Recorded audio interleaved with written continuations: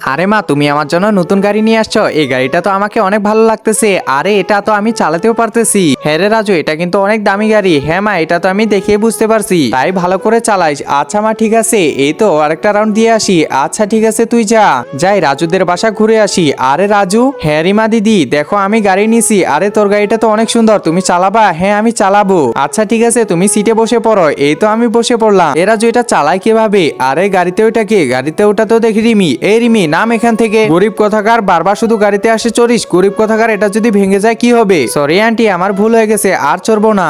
আরে রিমা দিদি, আচ্ছা রাজু তুই থাক, আমি চলে যাই, ঠিক আছে? আরে মা, এটা কি ঠিক হলো তার সাথে? তাড়াতাড়ি গিয়ে দেখতে লাগবে রাজু কি করতেছে। আরে রাজু তো এখানে নেই। একজন মা কতটা আপন হয়ে থাকে, যার মানেই তাকে জিজ্ঞাসা করে দেখো। তো দেখা যাক বন্ধুরা, এই মায়ের জন্য কে ভিডিওটিতে লাইক এন্ড সাবস্ক্রাইব করে।